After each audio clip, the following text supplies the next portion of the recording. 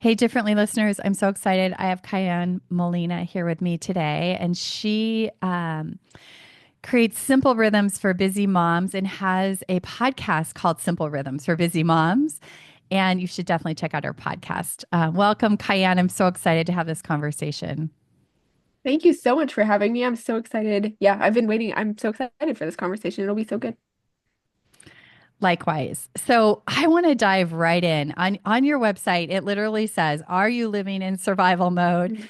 And I was like, this is a perfect place to start because we talk about survival, being in survival here. And I actually, in my coaching program, actually lay out your survival model on paper because I feel like if you can get out of survival and really break free of that, you can really create lasting true change. So I would love for you to take us back to your survival and like what that was and what caused you. Because one of the reasons I wanted to have you on the podcast was you're doing differently. You're doing differently and you're helping other people do differently in their lives. And so, yeah, let's start back to your journey. Yeah, for sure.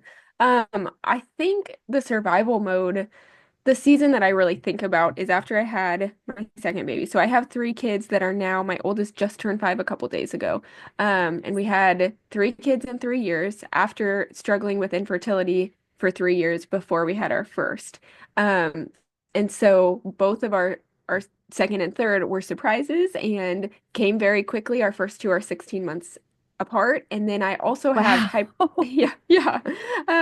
It just is it was such a blessing and also like something we didn't even know we could think about. And so I think it just kind of took us Mm. off guard. And in my pregnancies, I have hyperemesis, which means that I'm very sick like my whole pregnancy. And I am in the hospital for about 4 hours every other day getting infusions for almost the whole length of my Wow. pregnancy. So having three back-to-back pregnancies like that obviously does a lot on your body physically, mentally, all of the things. And so the season that I really think about specifically though is after I had my second baby. So they were really close together. I had been really sick and I really struggled with postpartum depression. But there was a lot, I'll kind of give you a picture of what my life was at that point. I had really struggled with a lot of workaholic tendencies. So I say often when I talk about it now, I feel like the postpartum depression was kind of maybe like the rock bottom point, but there was a lot of things that led up to that in the back end of my life over many, many years. And so I had been an entrepreneur at that point for over a decade. I've always been an entrepreneur. I started my first business when I was a teenager, and it's all I've ever really known. And so in this season of our life, my husband and I were working together full time on our business. We had a successful business. Like things seemed great on the outside, but then they were kind of a hot mess behind the scenes. And we really struggled with balance and even like simple routines behind the scenes. That's kind of how a lot of what I do now, this is where that was born from.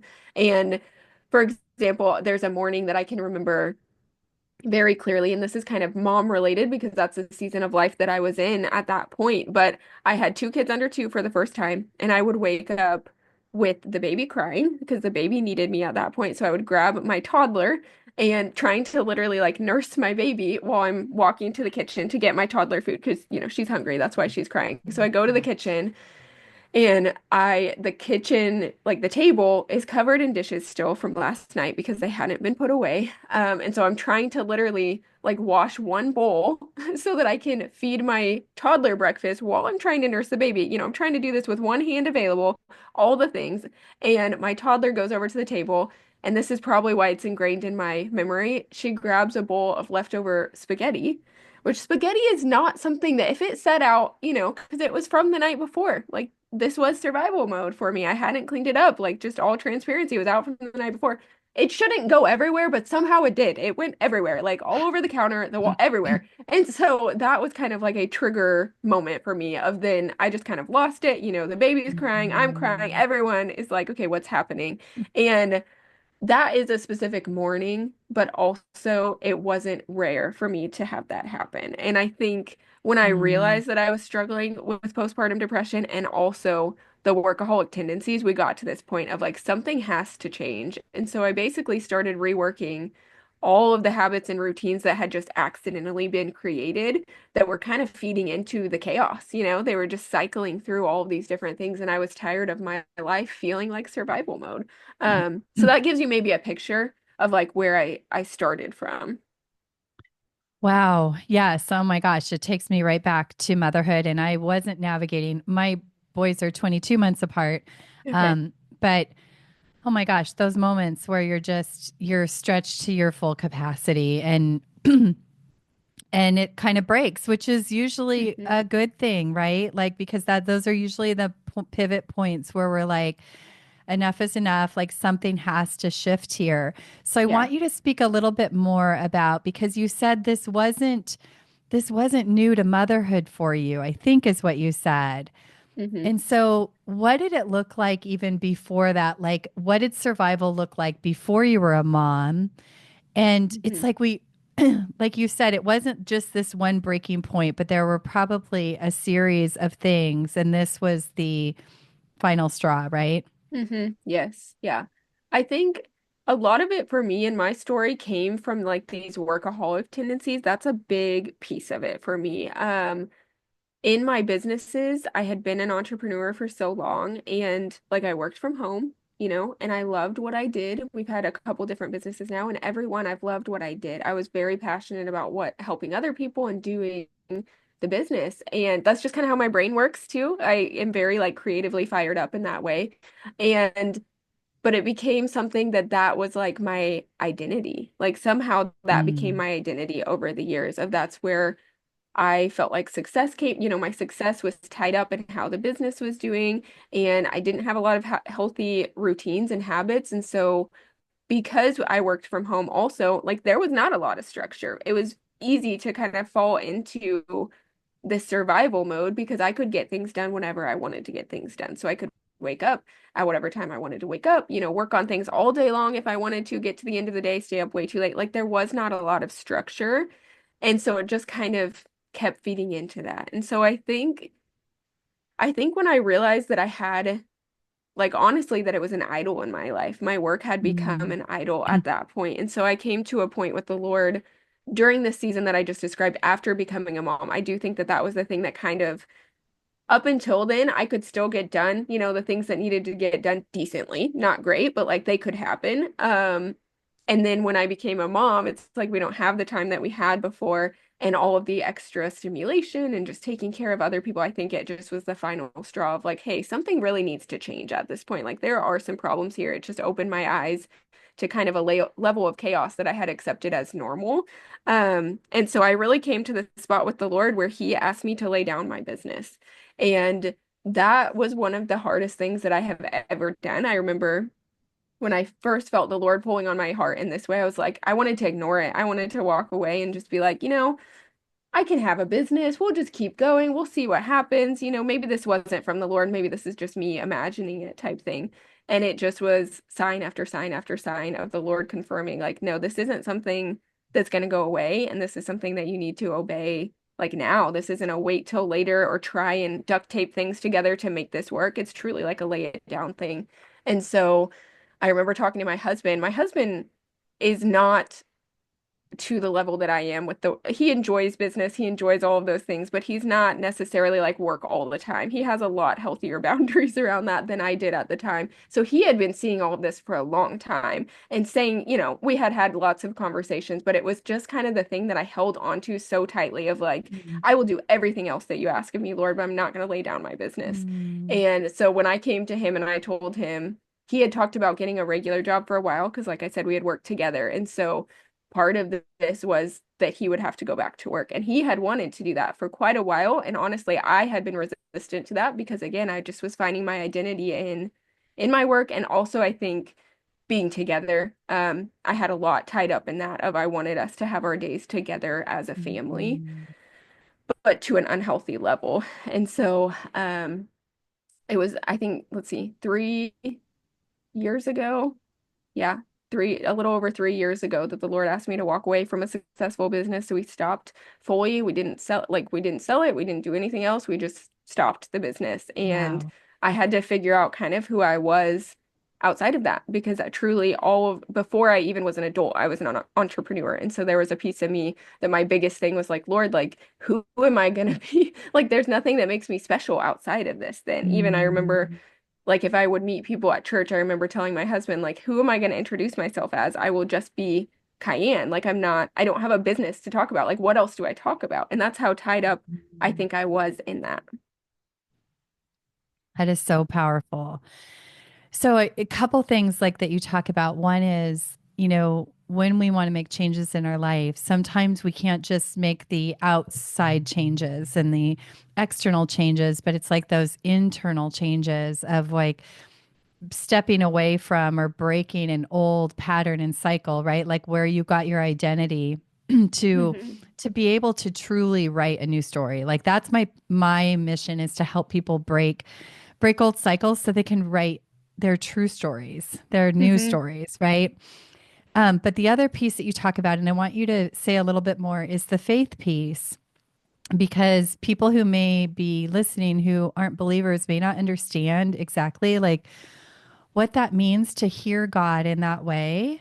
Um, and I'd love for you to speak a little bit about that, like what that feels like for you. Like I know God speaks to all of us differently, but what is that? How does that happen for you? Yeah. I think that happens in a lot of different ways in my life. I don't audibly hear the Lord just come down and say, okay, you need to let go of your business in this exact moment. Like I don't audibly hear that like you would hear this podcast that we're listening to right now. Um, for me, I think it starts most often, and in the most pivotal decisions like this one, I think it starts as kind of like a quiet whispering is how I would explain it for me personally, of just kind of a nudging on my spirit of something is out of alignment here. Like maybe some things need to shift. It starts really slowly. Just as I'm reading my Bible, maybe I'll feel a little nudging or a pull. Um, and then I read another verse maybe a few days later, and it's like, oh, this is interesting. Okay, it's kind of pulling me in that same direction. And it starts really quiet, and then I feel like it gets louder over time for me. And so it will be different things like hearing a song on the radio that perfectly aligns to exactly what the Lord has already put on my heart for this. Or I remember in this specific decision with the business, there was a sermon series, and I don't remember the exact verses that were used at this point, but I just remember that they were talking about this whole idea of you only have one life. And like, are you willing to lay everything down for the Lord when it really matters? And the way that it spoke to me in that moment, it was like, I don't want to wait 5 years, 10 years, 20 years down the road to be willing to obey on this pulling that he has on my heart, even if I lose everything, it's not worth ignoring that and not following what the Lord has for me. So in my personal life, yeah, it just starts out quiet, just kind of as these little nudgings, and then it starts coming up again and again in conversations, other people confirming it, like very random things that could not just be happening on their own, of maybe a friend that hasn't texted me in years, texting me out of the blue about this specific conversation, listening to a podcast episode. There have been a lot of things like that where there was a specific message in that of something I was already praying and thinking through. So I think it's just kind of a general process over time. And as I'm praying on that in the back end, because I can feel that nudging, the Lord is faithful to just continue to confirm that and let me know. And what, like this decision, it got to a point where I truly felt so much unrest inside of me that I knew I could not deny that this was from the Lord. Like it would not stop coming up to the point where it's like it's almost screaming at you. And again, not audibly, but just in so many circumstances over and over that I didn't even feel comfortable. Like just sitting, in my room, I could feel that tension, and kind of that Mm. wrestling. Wow. Yeah, that's how it happens for me too. It's kind of like that voice in the back of the room. It's like a quieter voice, and you have to be able to get calm enough and still enough inside, I think, to like hear it. Hmm. For me, it's like it's a voice that like stands out, and usually like I feel like sometimes it's like an impression that lands on my heart. It's like it just sometimes just lands, and Hmm. usually the language that it's in is unexpected or stands out in some way from the usual noise in my head. Mm-hmm. And usually it might be something that kind of grips you or like, whoa, like kind of stuns you or stops you and like has you pay attention, right? Because you know when you hear it, it's true. So okay, I love this conversation. So let's talk about how things started to shift. And I'm imagining that I don't know how you got into this simple rhythms, but kind of take us there. How did that start to come about? Yeah, I think the rhythms came about because in the season of life that I was in, I was seeing the survival mode was like a deep-seated issue. And so I was kind of working through the identity piece of that, but also there were practical pieces of my life that just were not being handled very well, like dishes, laundry, things piling up, my schedule, my calendar, just different practical needs that I could see. And so I think I kind of got to this point where I was like, something has to change and I need to do something. And I wanted to basically help my daily life function better. And so that's kind of when I came Mm, across the idea of rhythms. And it was one of those things that I just knew I was like, this is what I need. And there was not a ton of information out there. mm, So I kind of duct taped a whole bunch of stuff together, almost made it my life's mission. I didn't know at the time what I would be doing now. I had no idea. So I wish sometimes that I would have like penciled things out in the exact way that I did them. Because it takes a lot of work to go back and think through the strategic way that I did it because I wasn't doing it to teach other people how to do it at the time. right. And so kind of how I explain rhythms now, rhythms basically give us a loose structure and framework to go through each day. So to really make sure that those important things happen regularly without having to consciously decide to do all the same things day after day after day. There's a quote by Annie Dillard that says, "How you live your days is how you live your life." And so that quote, I remember coming across that and just really thinking through the identity piece that I'm already thinking through. And I remember just thinking if I could get this zoomed out view, because again, the workaholic side of me can get so fixated on the urgent and like the fires that I need to put out right now, and this needs to be done, and this needs to be done. And so these bigger picture priorities like my faith, my marriage, pouring into my kids intentionally, those could get scooted to the outskirt because they weren't urgent in the moment. And so when you think about the quote talking about how you live your days is how you live your life, it's almost this zoomed out view to see that all these little daily habits and routines, they add up to so much more over a lifetime, obviously, and so much more of a bigger impact. And so the rhythms in the home management side, it helps me to do things like tidying up, stay on top of the laundry, have a small basket so that I can do it when the basket gets full. So I have like a container that I know when I need to do the laundry to stay on top of that regularly. Or things like planning on Sunday evenings to make sure that we're not going to run out of the ingredients that we need when we go to the pantry. We want to cook from scratch or whatever, make more homemade meals, and then we have, none of the ingredients we need to make the meal. So we end up running to the store, and by the time you get the ingredients, you're so tired that you're like, let's just get takeout, right? Or the So kids are that, crying, melting yes. down, and Yes. yes. You're like, I don't have the energy or the mental energy, especially. And then along the lines, like the other side, because I always talk about it's both being productive and getting done what needs to get done and also being present. And so along the lines of like being present, having a family Sabbath, getting outside first thing in the morning, which is great for vitamin D scientifically. That's great for our bodies. It's also great for me with my kids to have a moment of connection where we're just sitting, not doing anything. Like we're just talking about the morning, talking about nature. And my kids are little, so I know that's specific to that, but that could be with your husband, that could be with your best friend, it could be with anyone. And then also like a weekly meeting for my husband and I to communicate, get on the same page, have space to have some of those deeper questions that maybe in this co-parenting season we don't have all of the time. So I think if you fail to plan, you plan to fail. That's a quote that's talked about all the time. And I have found that to be so true that if I don't have these systems into place, they don't happen. And rhythms kind of are those systems to me. There's a verse in Proverbs, I don't remember the reference right now, but it says, ponder the path of your feet and your ways will be made sure. Mhm. And so that's what I think rhythms do is they're kind of like the guardrails to make sure that I'm carving out time for both the productivity, because things have to happen, and also being present and like those bigger picture things to make sure that they are in the right order. Because I don't know about you, but how many times have we said, maybe I want to start reading more in a year, or I want to go on more walks, and I'll work on it once I get through Christmas, or once I get through this season or this launch, and it just keeps pushing down the road. So I think it gives We- us kind of the intentionality to focus on that now instead of waiting. Oh my goodness. We call that the someday illusion. Yeah.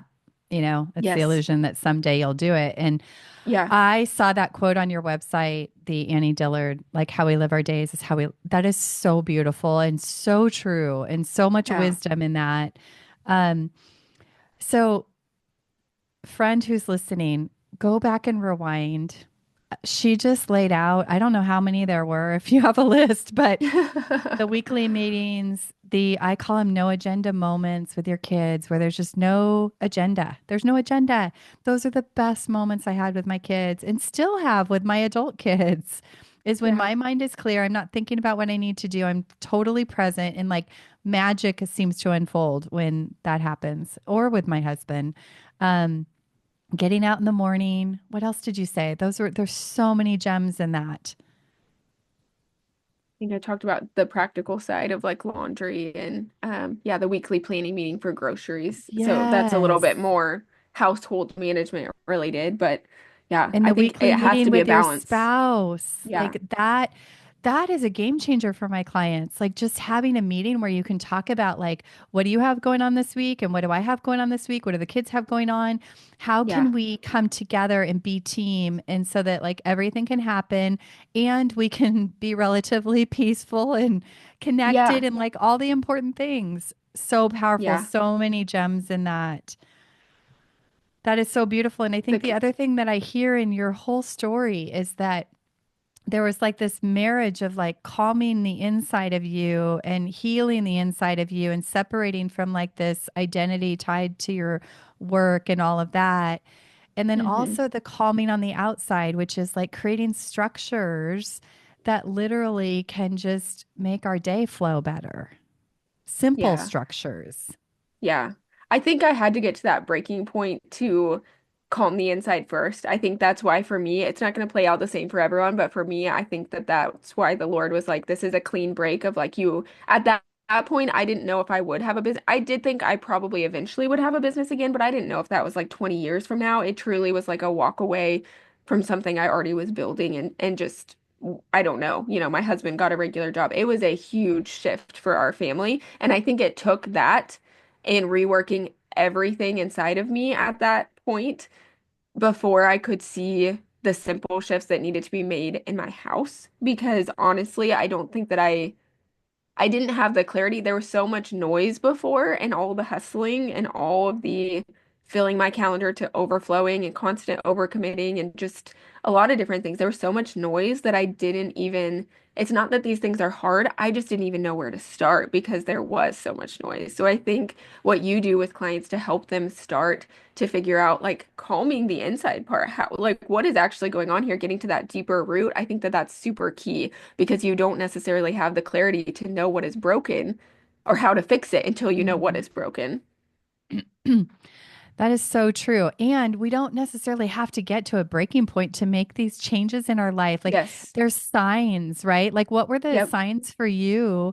I mean, I can definitely speak to the signs for me too that like led me on a completely different path. But what were those initial signs that told you you were, had these workaholic tendencies and like the overstimulation, right? Like, can you pinpoint any of those? Hmm.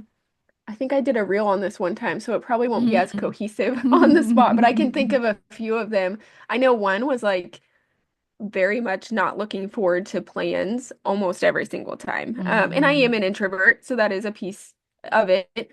But it seemed like no matter what, I would make plans and I would be maybe excited in the moment. And every single time when it came time to go to whatever event it was, it could just be me and my best friend, I would want to cancel every single time. And it was Mm. always mostly because I had work that I still had to get done or what, and I was in that mindset, and just not being present in the moment. That was one thing that I can think of.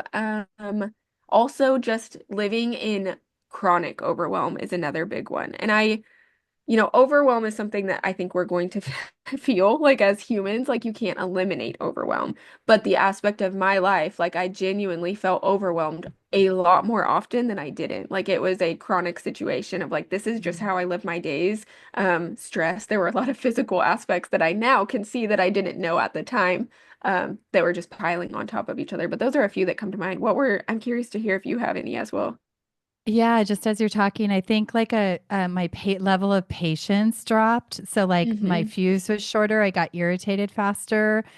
Yeah. Um, and I think also like a little loss of like inspiration or like the happiness I used to feel, more drudgery and more like persistent complaints in my head. Hmm. Um, yeah, frustration. Um, you said something just now that made me think of something else, but yeah, I think those were all like cues, right? And I think it's easy to look around. Like when I was a new mom, I looked around and I'm like, I could feel all this and I knew like there was something else possible. Like in my heart, I'm like, this can't be it. Like this can't be it. But if I looked around, I would see the same. Like I saw other moms like struggling and frustrated and losing their sanity and like it would ripple to the way they parented. And so you can't always look around to gauge like whether you're on track. You know, Hmm. it's like you have to listen, I think, to your heart and that those nudges in my heart. Like my God was nudging my heart like this isn't it. And I had no clue how to make a change, but I just grabbed onto that calling in my heart that was like, there's more, there's something better. And that's what helped me start to shift. I mean, my life sort of fell apart the before I had kids. And that was another big turning point in my life. But um, yeah, we can't always look around us to Yeah. gauge whether this is right or normal for us. Yeah, that's something I talk about a lot actually, because I think in our culture today, especially with the topic of motherhood, this is a message that motherhood is chaotic, motherhood is overwhelming, you lose yourself completely when you become a mom. Like all of these messages are pushed a Yes. lot, and we think that that is normal. So I very much was the same way of like, I kind of felt like I had waited, like even with infertility and waiting in our marriage, like we had waited and I had wanted to be a mom my whole life, and I finally got there and I was like, this is not at all what I thought it would be. And yet I Mm. also didn't really know that there was anything different. Because that's what you see from everyone around you, even on social media and things like that too. I'm so glad you said that. I think that is so true. I have had clients over the years where like they're getting ready to have children and it's like they just have this image like that their life's going to be over and like all Hmm. this crazy stuff and I'm like, no, no, no, like this is the most incredible journey you're about to take. Like, is it Yeah, hard? Yes. Is it challenging? Yes. Is it going to push you to the edges of yourself? Yes. yeah, But it's the most amazing gift. And we have more influence in how that goes than we realize. And if you're leaning on God, you have so much more support and comfort and yeah. courage available, right? Yes, yeah. So I don't think good. we were just made to survive. Like we were made to thrive in this, and it is possible. It really Yes. is small shifts that you can do over time that add up to so much more. Totally agree. Okay, so take us to how did this then be like what did you start to see change in your life as you started implementing these things? And then how did that start to morph into a business? Yeah, I think, oh man, my life is like a 180. I used to say it was like a 360, and then I realized that 360 is back in the same spot that you were in. But yeah, it's drastically, however you want to say that it's drastically different, that's what it has been. I mean, even in my marriage, that's like one thing that I've seen a big Mm, difference in, just being able to connect and like have actual deeper conversations rather than just being focused on work. I mean, it wasn't always work all day, day in and day out, but it was something related to work then if it wasn't, if I'm being honest, like mm, it just and we work together, so there is an aspect of that does make it difficult, but it just felt like everything in my life was viewed through this lens of like work. Like if I was going to have fun, okay, if I had my work done. And it just was very productivity driven, mm. efficiency, like success, all of those kind of things. And so the level I can't even explain the level that we've grown in our marriage. And honestly, I would say it was me. A lot of it was me. Like I had a lot of problems, and not to say my husband is perfect either, but it just has been so much growth and being able to be best friends again in a way that I feel like we weren't. We were when we first got together, when we first got married, and I think we had morphed into like this coworker almost situation, which I know is kind of unique to our marriage, but being able to have fun, like just play games, just to play games, to go do things just for fun, to interact with my kids, to know that I am able to do that every single day, even if I am still working now, but I have rhythms set up to where I'm like focusing on them. They're not an interruption, where I can focus and pour everything into them in that moment. My faith has grown so much. I mean, obviously the practical side of my life, like anyone in my life would tell you, it's drastically different. Just I'm not a I don't think I'm type A, but my brain does work in like systems, but I just hadn't applied that to my life. And so now I did it in my business, but not my life. And so now things are not perfect. I am not perfect at this. So hear me when I say that. There are still times when things are messy, but it's like things are very manageable. Like even if my house is a complete wreck one weekend because we're gone all week, I noticed such a difference because I can come in Monday morning and get it all cleaned up within, an hour. And that would not have happened before. Maybe less than an hour. Honestly, it depends what level of mess we're talking about. But just having those systems to, meal plan regularly, that I'm not having some of those stressors that used to send me into a spiral. I have them set up and they just kind of run with my life. I'm able to invest in my family and quality time and all of that. Um, Well, and I, I hear you saying too that even when you fall off track, because we do fall off track, right? Life happens Mhm. and like the unexpected happens. But what I hear is it's easier to pick back up and get back on the track because of some of these simple structures. Yeah, yes, for And sure. that's the most important part is Yeah. not that we fall off, but that we just get back on, right? Yes, yeah. I usually say that I have kind of the tools and the right questions to ask now, that even in Mm, really hard seasons, we've gone through some really tough seasons of loss, and even like moving out of our house for a period for a couple months since I've done all this work. And man, seeing how I would have handled that mm, like before all of this work happened, it would have been drastically different to how it went. And it doesn't make the situation easier, but you still have to manage your life in midst of loss or hardship or just unexpected challenges mm, like that. Your life still has to keep moving on some level. And so to be able to manage that to where I could pour into my family in the way I needed to, it was very encouraging, I guess, to notice like the changes that came there. And what did you briefly asked about the business? Like, were Well, you hold asking me on. about how that pivoted? Okay. Yeah, Before go you go for it. there, though, I want to go back to something you said that is so important.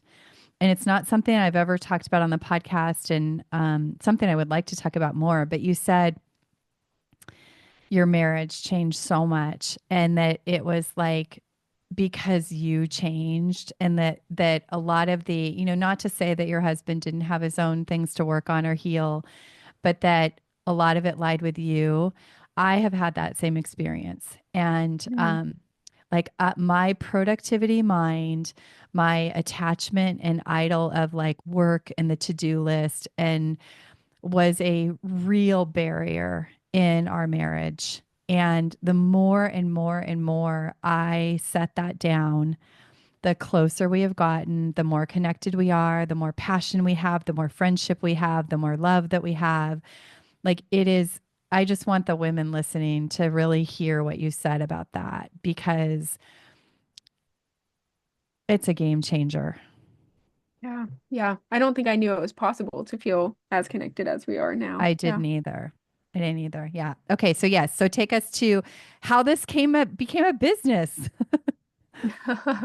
That is something that I honestly never saw coming. And I I love think it's that. just been a gradual journey over the years. I mean, to take it all the way back, I wanted to create a course, and I have had an online business in different capacities, a few different areas, and I felt really called to create a course, but I had two different topics that I was going to do, like that I've had weighing on my heart. One of them was Instagram and how to have a successful business like with a small following. And the other one was this rhythms course and everything that I do today. And it's very ironic now looking back because another big thing that the Lord has led me through this year specifically is getting away from Instagram as a small business owner. I'm off of Instagram entirely. It's been a gradual Me journey over the too. last couple years. Yay! I love finding friends that also value that. It was scary. It was hard to It get off was. because, yeah, I built It's my been last two like two businesses on years, it. I think, that Oh, I that's mean, my awesome. profile is still there, but I haven't posted Yeah. in 2 years and I haven't really been on. Yeah. So, yeah. Yeah. It, yeah. So it's funny looking back now that that was the main thing I was doing. Obviously, that's the Lord's grace and not building a business based on that, and then Him asking me to leave it. But, um, so I felt this rhythms thing on my heart, and so I built out a whole course on it, and now I have a podcast. I mean, it really just was taking one step in front Mm, of the other. That's the only thing I can say with my other businesses. I feel like I had this master plan of this is how we get, from A to Z. And this one, it really was just like after a while of doing this, the Lord laid it on my heart, hey, I think it's time to have a business again. Started praying through that because I was really scared, honestly, to do it again.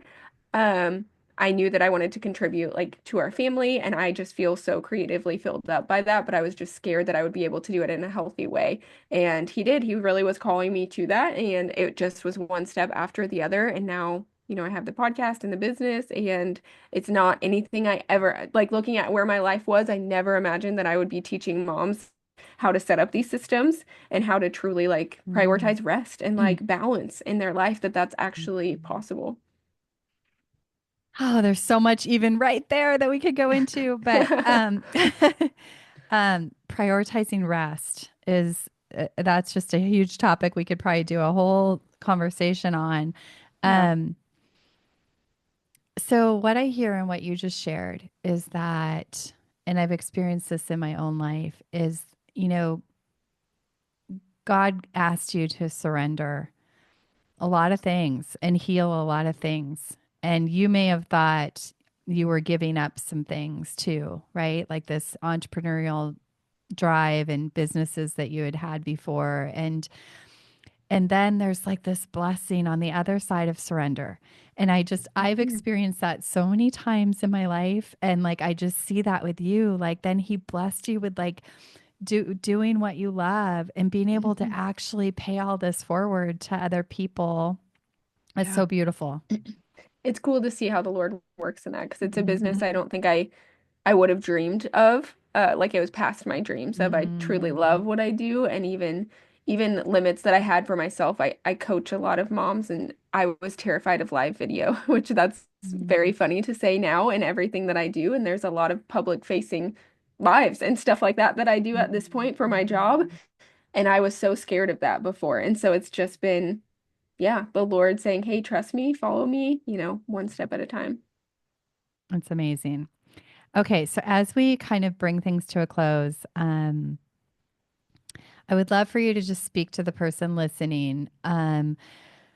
One, I think that you probably, like we heal these parts of ourselves like workaholic, because that was my story too. But then we have to manage that, right? Like it's not like it just goes away. It's like something you have to keep your eye on and manage. At least I do, um, Yeah. all the time. And so how can someone listening kind of take what we've all these things we've talked about and maybe start to put some simple rhythms into action today? Yeah. I have said recently that doing what I do is like the ultimate like guardrails for me because it keeps me in check Yes, to we have make to sure teach that it I'm every having these. day. Yes, yes, Me too. exactly. Um, yeah, so I think the first thing is really starting with like addressing the chronic overwhelm. That's kind of what I start with first. And so I have 5 steps that I kind of walk people through in regards to that. And the first one is putting your phone in a drawer for an hour at the beginning and the end of the day.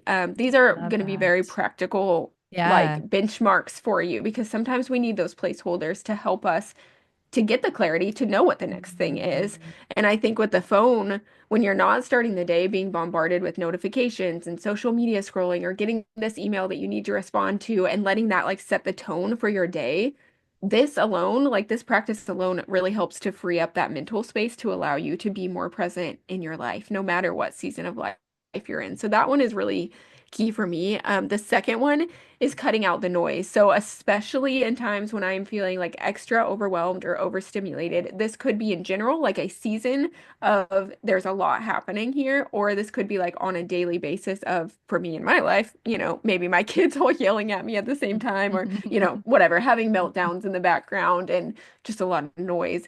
When I get to that moment, like my natural reaction, even now, is to honestly like numb out essentially by putting on a podcast or a TV show in the background, basically to distract myself from what's happening now. I Mm, can see now through different things that mhm, I've gone through, and consistently forcing myself in those moments to not put anything extra on.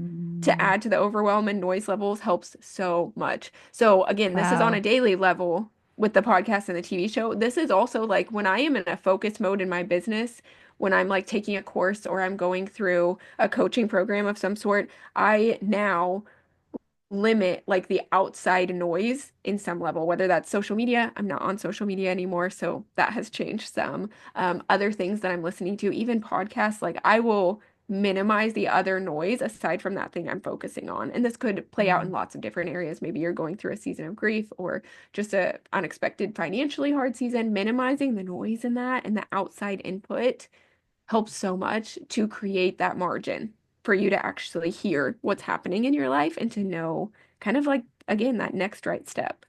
Um, mm, the third one, this one is mom mm. focused, but I think you could still apply it to your life even if you're not a mom. So that is making it a priority to spend 15 minutes of focused, fully present time with my kids each day. And I think you just said, and you mentioned in the podcast episode on mine, no agenda moments is what you called them, right? Yeah, which I love that.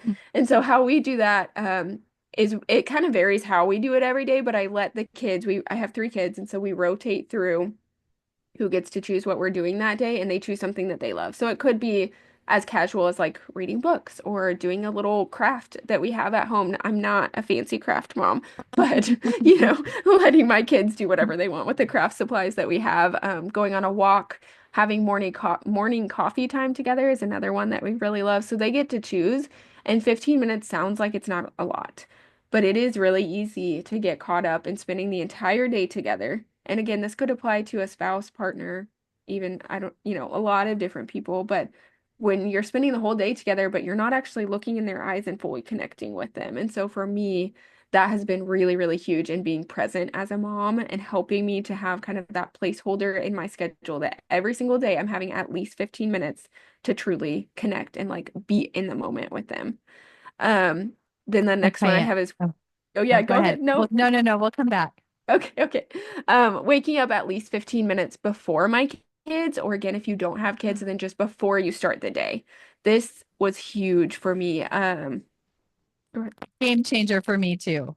Yeah, That was what I did when my kids were little, and I still do it to this day. yeah, Um, that was a complete like having being able to center myself and be able to collect my thoughts and kind of think about the day before they were awake was yes. completely rippled to the entire day.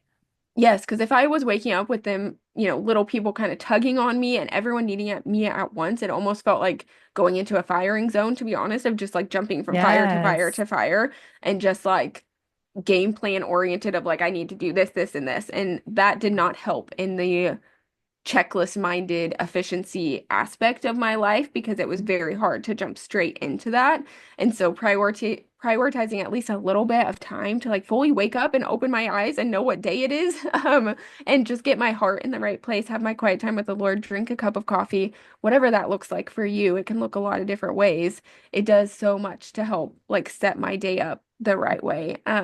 I actually have a morning routine guide that your listeners can download if they come join like my free Facebook community that walks you through how to set up a morning routine that actually serves you in the season that you're in and how to prioritize that time for yourself, even if you are in a season of not sleeping through the night with littles, because that was me for a long time of how do we practically make this happen? I know it's important, but I don't know like how to practically do that.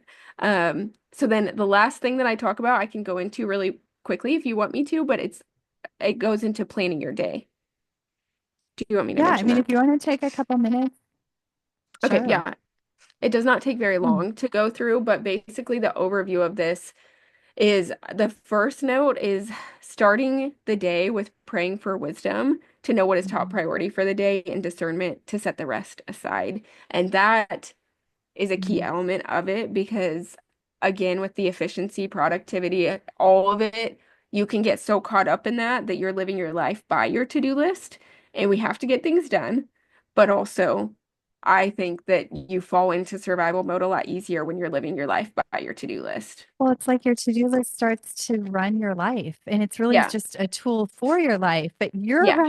you're to lead your life. Yes, I love that. Yes. Yeah. And so I think that kind of is like a I keep saying guardrail. That's the only word that's coming to mind at the moment, but Yeah. kind of like a guardrail to keep my mind straight as well about what my bigger priorities are to help the Lord really truly just making it a daily rhythm to like give it to him and say, hey, this is how much time I have today, Lord. You know what's going to happen. You know if my kid is going to get sick or I'm going to have to go pick someone up from something or take a friend a meal, whatever it is, you know how this is going to go differently. And just holding it with loose hands to have a clear enough mind to be able to pivot in the moment well. Because I think that's a skill that you learn. That's something we talk about in my course all the time is it's truly a skill you learn over time. But with the to-do list, I think the first thing is getting everything out of your brain. Just brain dump it through there.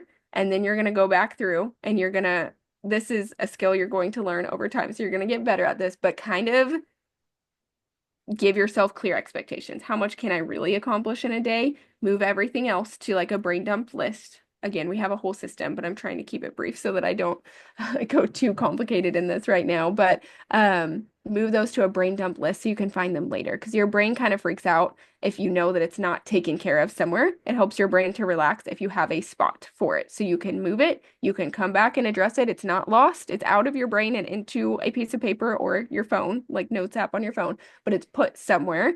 And then you have your list for the day. You're going to section that out and choose the top 3 items to focus on. That's the first thing that I really want you to do and literally have like a space. So you can have, daily to-do list, top 3, space, and then the rest of the items. And that visually helps your brain to see if Mm. I can't get anything else done for the day, these are the top 3 things. And being able to prioritize that, I think with time management, prioritization is one of the biggest struggles of figuring out it feels like everything is on fire.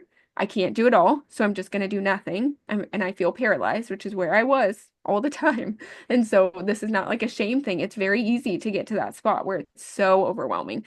And this is a very practical way to help you to start to prioritize in your life and to visually give yourself, your brain, kind of that parameter of this needs to be my focus right now. So then when you do have a few minutes of time, you're not wasting the entire time thinking, like reloading constantly. What do I need to do? What do I, and trying not to forget anything. And then you wasted all the time you had trying to figure out what is to be done. So that's a really practical thing that can really start to give you momentum in your days. Because that's the biggest thing that people struggle with in this area, I think, is not even physical energy necessarily, but the mental energy to get started. And giving yourself some of these practical wins gives you momentum to keep going and know the next thing to do. So good. So rewind if you need to capture all of that. Oh my gosh, you've shared so many, just so much good wisdom. I want to go back to what I was going to say at one point when you were talking, but I really just want to acknowledge you, because I happen to be like my kids are 20 and 22, and you, my friend, are breaking patterns. Like you have broken a really big cycle and pattern in your life that will ripple to your children. Like we did the Mm. same thing in our home, in our marriage, and our boys are now 20 and 22. And learning to modeling for your children to know how to calm yourself, quiet noise in your life, create simple rhythms in your life. Um, all of these things. Even that what stirred my thought about this was when you were talking about like these no agenda moments with your kids, but like you're building foundation. Like my son just yesterday, he still lives at home, our youngest son, and he will sometimes pop in my office and he'll just sit down and like he wants to talk. And if I can at all possible, I set everything down because, but we built that when they were little, like you're doing with your kids. Mm. And those are the most incredible moments of our relationship is when he comes in and there's no agenda.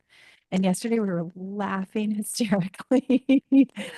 And like you said, it's not about, I think as moms, we sometimes think that, or even with any relationships in our life, that we have to have more time and we get caught up in the someday illusion, we'll get to spend more time. It's not about more, it's about quality, and it can happen in Hmm. 5 minutes. Yeah. But you, my friend, are building that foundation. Keep going because you will start to see it. Like we look at our boys and like they're modeling it in their own lives today, and they're not caught up in patterns that we were. And they have to heal and work on, but they're not caught up in those patterns that were debilitating to me because did the work to break those. And you're doing that, and that is a gift to give your kids, your husband, everybody.